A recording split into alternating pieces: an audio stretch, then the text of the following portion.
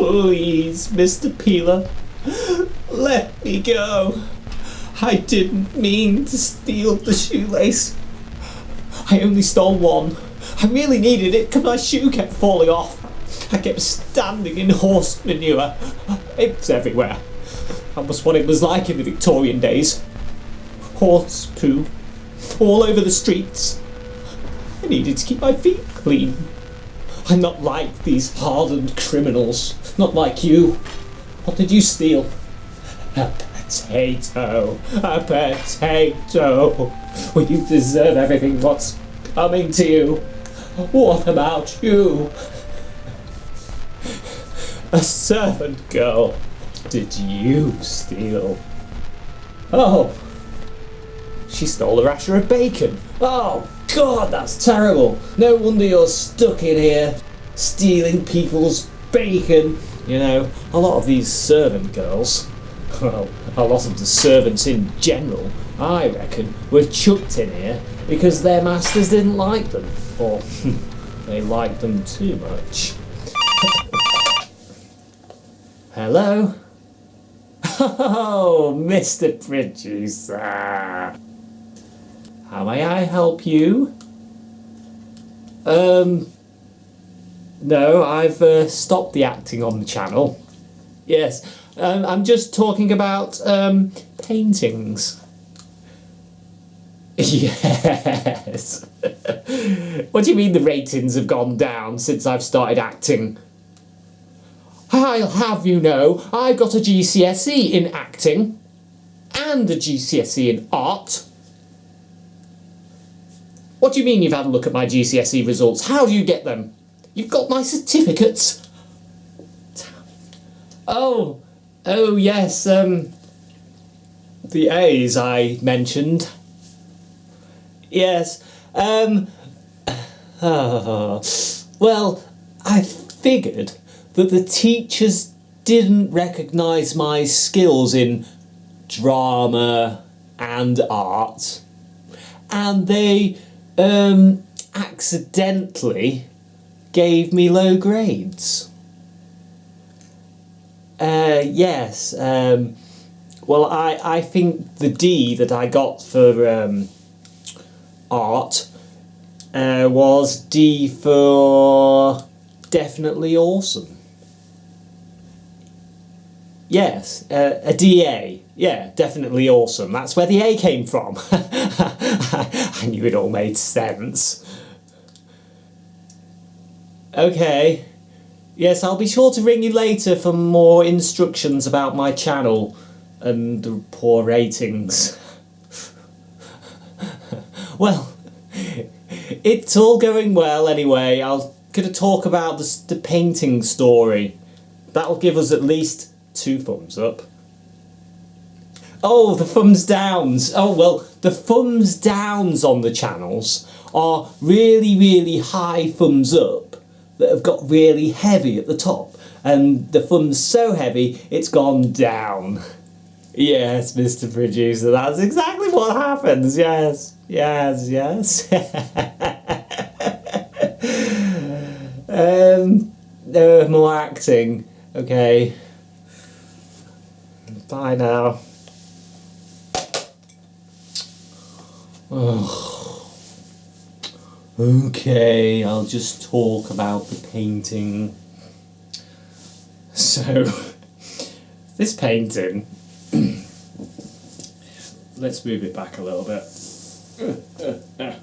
This chap, this poor chap, was in a Victorian prison a long time ago, 1872, I think it was, 1870s, can't quite remember. Mr. Dooley, he was an engineer, and I picked him out because I thought he'd make a really interesting subject for a painting. Now the picture is very sepia, but it had a lot of description on the clothing colour and the way his face was and his eye colour and stuff. So using the picture, I did the portrait, and my idea was that I would go to the prison, which is now a museum, and go, I've got a donation for you, a oil painting of one of your inmates. And what I thought would happen was they'd go, oh, this is brilliant, let's put it in the exhibit, and your painting will be next to all the artifacts and stuff, and finally I would have a painting in a museum. Well, that didn't quite go to plan, because there I was, struggling away, painting this chap to get him looking like he did. I imagined he did anyway. And got his colouring right, got the clothes looking good, and I did spend quite a long time on him. And the pictures were good, but it's very difficult to imagine the features, well, to make him look real, to make him look like he's going to talk and be alive and all that. And so I ploughed a lot of time into it, took a photo of it, contacted the people at the museum. As it turns out, there's no evidence of this chap being in the museum, being in the prison that I was trying to donate the painting to, even though I watched a TV show about the prison which had the book, the very book that I looked at with the pictures in, and I took one of the pictures, took a photo of it. I went to the archives, took a picture of the picture, took all the information, really interesting pictures. I've got some more that I really want to paint, but you know, what do you do with paintings of random poor prisoners, really? I don't know what you do with them. I've considered doing like a whole series of them and doing like a travelling exhibition or something. I still think about that. I still think that'd be interesting, because they're in Victorian dress, and I mean, these people, they were surviving. They were surviving on the streets and in terrible situations. And I mean, I joked about a guy I played stealing a bit of shoelace, but that was one of the things in the book. Stealing shoelace, horrendous crime, 4 months in prison, 6 months, and the cells, I mean, they're so small, and they would cram people in, like 3 people in a really tiny cell, and people were getting dysentery and illnesses, and I mean, it was just awful. It was just awful. Anyway, there's no evidence that this guy was in that prison. When I went to the main one, they was like, well, there's no proof he was in there. Probably would have gone through the system, because it was like a holding prison for a while as well, but he got put in a different one down the road. So they didn't want the painting. So poor old Mr. Dooley, he's been stuck in the room where I do my oil paintings ever since. And poor chap. And but what do you do? I know if I tried to sell this, no one would want to buy it. No one would buy it. Other museums wouldn't want it. So, and now I've knocked a bit of paint off him. Well, I think it is. Is that a dot of light? Not sure. But I think what I'll do anyway, I need to give him a varnish, because he's been lightly varnished. But maybe I'll do a video on varnishing, and I'll varnish this chap, and you can get an idea on varnishing. But yeah, I thought it'd be interesting, because I've I've not really shown this much. I think I put a picture of it, and I was really proud of the painting when I did it, and I really thought I put a lot of time and effort into it, and unfortunately I couldn't get it in the museum. They did send me a email of 2 people that would be okay to paint, but one of the photos was very angled, so you couldn't, like, you'd have to guess what his face looked like straight on, like the photo was warped.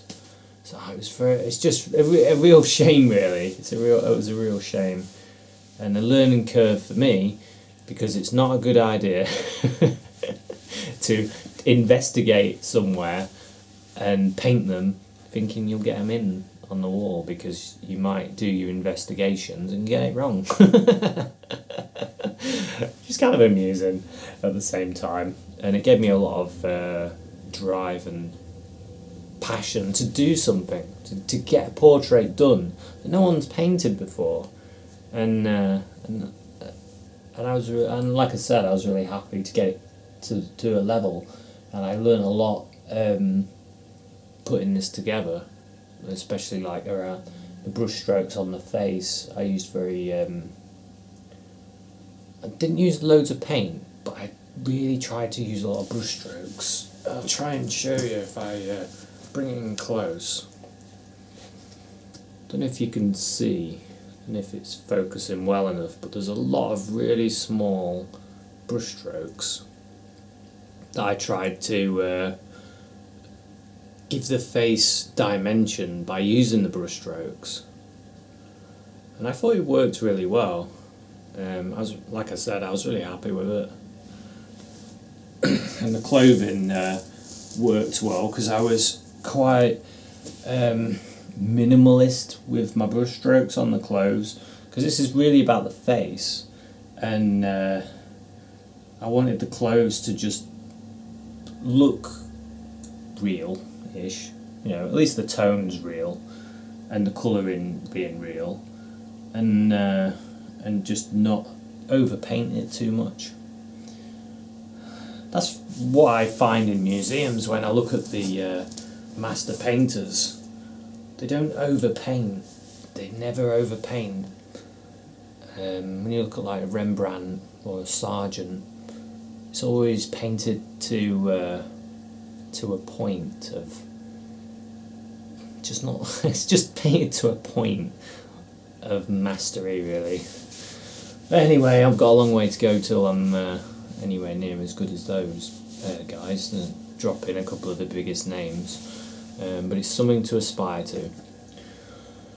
So yeah, that's that's the story of Mr. Dooley here, and me painting him. And if you're enjoying these stories and things, then and more of me just talking, then give this a thumbs up, say how great it is, then I can let the producer know that it's all going well, and if everyone likes it, then the producer won't ring me up as much, and I can I can just do whatever I like, which is what I really want to do. But you know what it's like, producers, they get strict, it's all about the numbers and and all that. But anyway, if you like this video, give it a thumbs up, don't forget to subscribe and comment and say how great these videos really are. So thanks very much for watching, and I'll see you in another one. Cheers, bye.